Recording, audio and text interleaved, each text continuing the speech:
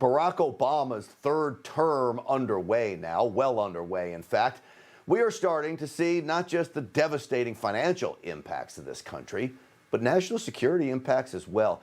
Every move Joe Biden makes on behalf of his handlers puts this nation in a precarious position. Almost immediately after taking office, Joe Biden removed Iran-backed Houthi rebels from the official list of foreign terrorist organizations. That delisting of a dangerous anti-Western terror group came out just 3 days after Team Biden ordered an end to U.S. support for the Saudi Arabian military offensive against the holy warriors that continue to attack civilians throughout the Middle East. Now, if you don't think that this all matters to you, half a world away, I want you to think again. Since January 20th, Team Biden has emboldened our enemies, strengthened them, in fact, just like Barack Obama did during his 8 years in office. Now the Houthis just attacked a Saudi Arabian oil refinery. They used 14 drones and a swarm of missiles in what appears to be an unsuccessful attempt to destroy the facility. Still, not surprisingly, the price of oil skyrocketed anyway, much to the chagrin of the Houthis themselves. The artillery and drone divisions were able to conduct a wide offensive in the depths of Saudi Arabia. More military sites were targeted in Asira and Jazan, and the strike was precise. All right, that's all them being a blowhard. But it gets worse, okay? Because Iran is now claiming in Arabian newspapers that the United States is releasing $3 billion of Iran's funds, previously frozen under the Trump administration. Those funds are located in Iraq, Oman, and South Korea. Iran couldn't get to them. It's a gift now to a struggling nation if this actually goes through, as Iran claims.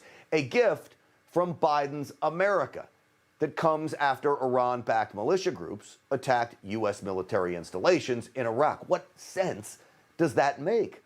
How do you release that kind of money to our enemies that just backed an attack on not only the United States weeks earlier, but our allies just in the past few days? We continue to be alarmed by the frequency of Houthi attacks on Saudi Arabia. Escalating attacks like these are not the actions of a group that is serious about peace. Oh, well, isn't that ironic?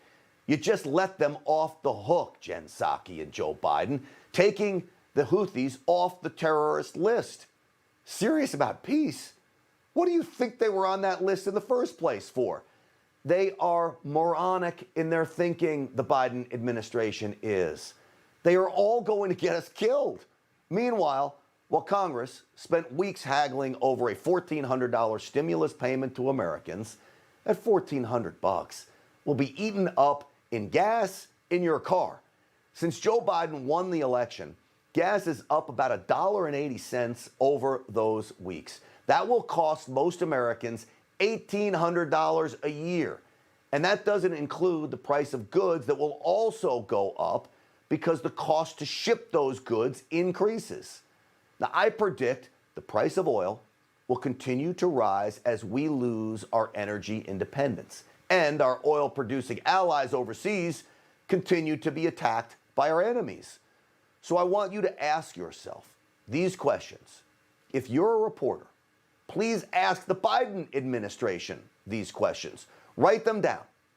How does removing a dangerous group of holy warriors that continue to attack us and our allies from the official terror list of organizations, how does that make America safer?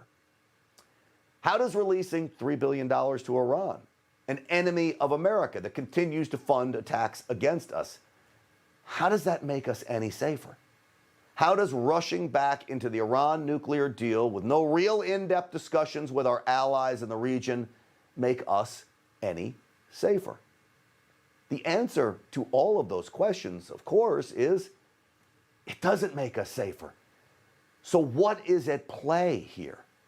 So at best, okay, this is the best case scenario. It's simply Joe Biden and his handlers eager to reverse every Trump enacted policy, no matter what, because they hate him that much. That's at best. At worst, the moves are devious.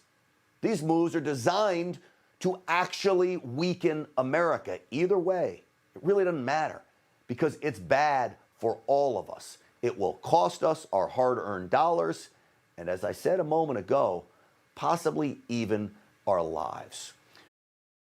Hey, I'm Rob Finnerty. Thanks for watching. If you enjoyed this video, please join the conversation in the comments below. Don't forget to subscribe, too.